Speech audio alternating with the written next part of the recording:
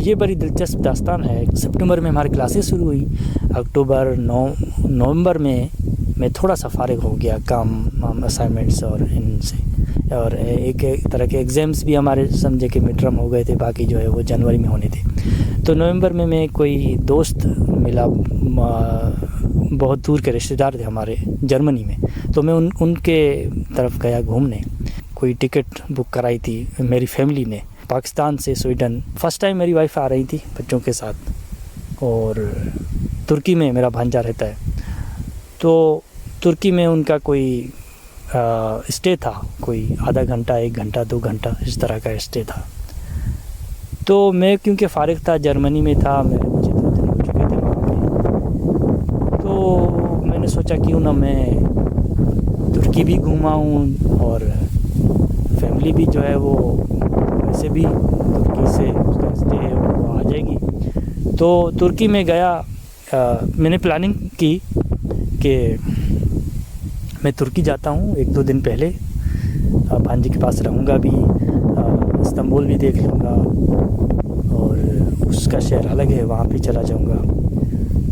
वो तो कह रहा था कि कोई 1 हफ़्ता तक रहो, और मुझे भी ऐसा करना चाहिए था, लेकिन पता नहीं क्यों उस वक्त मुझे ख़्याल इतना नहीं आया कि मैं हफ़्ता पहले चला जाऊँ और सुकून से मज़े से घूमूं फिरूं रहूं।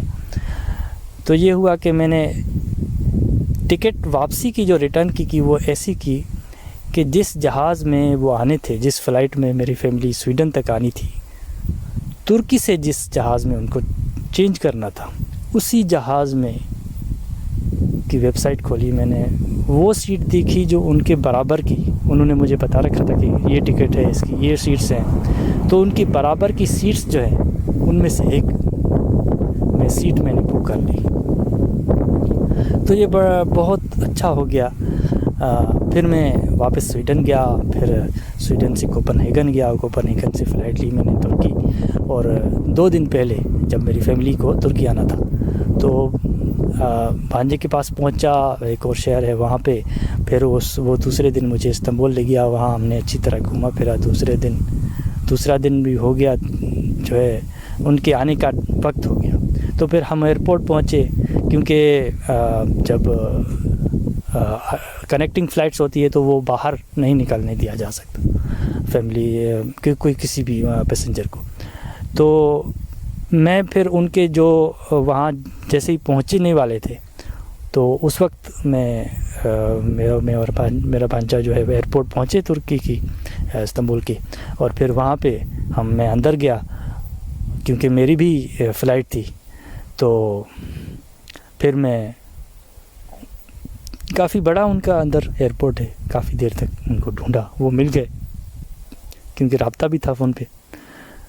तो फिर हम मिल गए, और वहाँ से जो है फिर हमने जहाज़ में हम इकट्ठे बैठे, और वहाँ से हम फिर कोपेनहेगन आए। फिर वहाँ से ट्रेन ली हेमस्टेड तक की, और फिर लाहौल में मैंने पहले ही घर ले रखा था फैमिली के लिए, तो वहाँ हम चले गए। तो ये बहुत ही एक यादगार सफ़र था मेरा। पहले तो स्वीडन से जर्मनी का भी मैंने कुछ बहुत ही शॉर्ट जो है रहा मैं, 1 दिन, कोई वो भी कह रहा था कुछ ज़्यादा दिन रहो, लेकिन मुझे फिर जाना पड़ा जल्दी, क्योंकि फिर मुझे तुर्की जाना था, और तुर्की वो आने थे 2 दिन के बाद। तो ये एक बहुत यादगार सफ़र रहा जो मैंने कहा कि मैं शेयर करूं, इसलिए रिकॉर्ड कर दिया। सुनने का बहुत शुक्रिया।